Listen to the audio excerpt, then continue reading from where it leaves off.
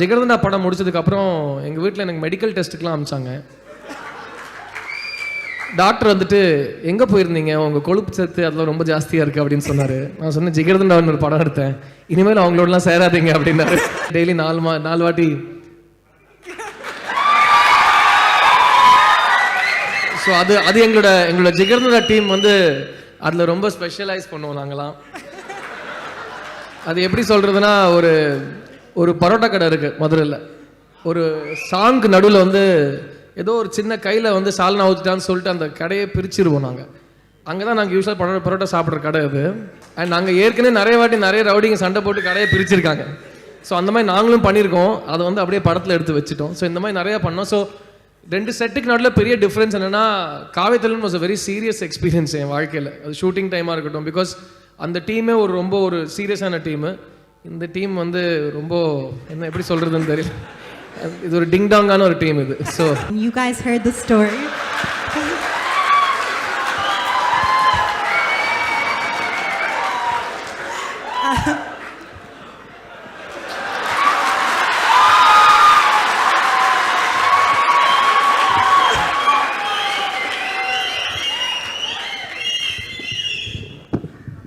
இதில் ஒரே ஒரு கண்டிஷனு, நீங்கள் இப்படியே பேசுங்க, யாரும் டிரான்ஸ்லேஷன் பண்ணக்கூடாது.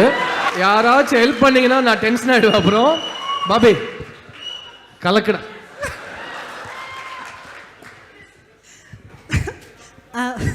My question was, when the two of you heard the story, did you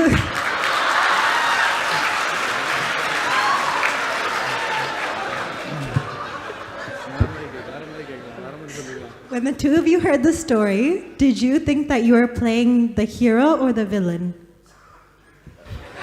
நீங்க 2 பேரும் சேர்ந்து கதை கேட்கும்போது உங்களுக்கு சித்தார்த் ரோல் பண்ணணும்னு ஆசையா இருந்துச்சா இல்லப்பா?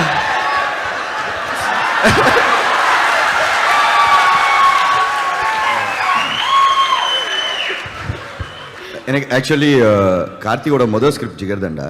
ஸோ நாளைக்கு மேலே முடிஞ்சோடனே இந்த கதை சொல்லியிருந்தாப்புல. சொன்னோடனே நான் கார்த்திகிட்ட கேட்டேன், சேது ரோல் நான் பண்ணுவா அப்படின்னு கேட்டேன். உடனே அப்படி பார்த்தேன், தம்பி நீ எல்லாம் தாங்க மாட்டேன், வேற ரோல் பண்ணு அப்படின்னாப்புல. சரி, அதுக்கப்புறம் அப்படியே ஒரு 4 இயர்ஸ் கழிச்சு திருப்பியும் நான் ஆஃப்டர் சூதுக்கவும் நேரம் போய் நான் கார்த்திகிட்ட கேட்டிருந்தேன், நான் சேது நான் பண்ணுறேன்டா ப்ளீஸ் அப்படின்னு கேட்டோன்னே சரி என்கிட்ட ஒரு டெஷூட் வச்சுருந்தாப்புல. ஸோ அதுக்கப்புறம் தான் ஐ வாஸ் இன். தேங்க்யூ. இல்லை ஆக்சுவலி ஜிகர்தண்டா வந்து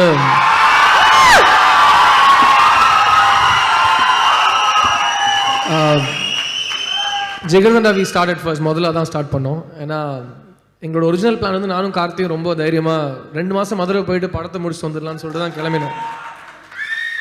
ஆனால் பல காரணங்களுக்காக அந்த 2 மாதத்துக்கு அப்புறம் நாங்கள் சில மிச்ச மீதிகள் விட வேண்டிய நிலைமை சந்தர்ப்ப சூழ்நிலை நடந்துச்சு. ஸோ அதுக்கப்புறம் நான் காவியத்தலைவனுக்கு போயிட்டேன். அண்ட் காவியத்தலைவன் முடிகிற ஸ்டேஜில் திரும்ப ஜிகர்தண்டா ஸ்டார்ட் பண்ணோம்.